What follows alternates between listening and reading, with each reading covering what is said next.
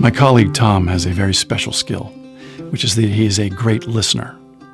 And that's a lot more powerful than you might think.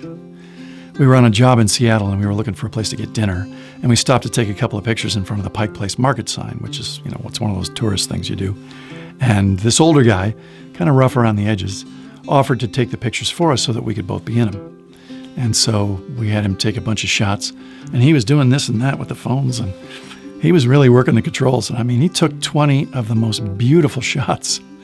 Horizontal, panorama, vertical. A wedding photographer could not have made Seattle look any better. It's like something out of Lord of the Rings. And Tom asked the guy if he was a photographer, and the guy says, no, he just takes pictures for tourists, and the younger tourists will show him all the tricks. They don't tip as well, but they teach him stuff. So Tom says, hey, listen, we'd really like to talk more, but we're kind of hungry. Would you mind joining us for dinner so maybe you could teach us some of this stuff? So all three of us went out to this little French place, and we got beef bourguignon and onion soup.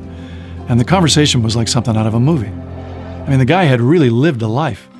He'd played football at Washington State, and he got drafted to Vietnam, and he got shot over there, and that ended his football career. And when he got back stateside, he didn't know what to do, and he wound up walking across the country like 3 times. And on it went. We were there for hours. And at the end of the night, we were all standing in front of the restaurant, and Tommy tried to give him some money, but the guy just wasn't having it. It was obvious he could use it, and Tom really leaned into it, but no way. And Tom has this kid that he sponsors through Save the Children, and when you sponsor a child, they like it when you write them letters to let them know that someone out there cares about them. And I saw Tom working on one of those letters, and it must have been 8 pages. And Tom has writing like a typewriter, so it was a dense 8 pages. I guess because in the last letter that the kid had written to him, he'd asked Tom what he wanted to be when he grew up. And Tom had channeled everything that he'd heard the night before and, really turned in an opus. And I said, do you think a 7-year-old's going to read all that? And Tom said, I don't know, I really want him to know that I heard him.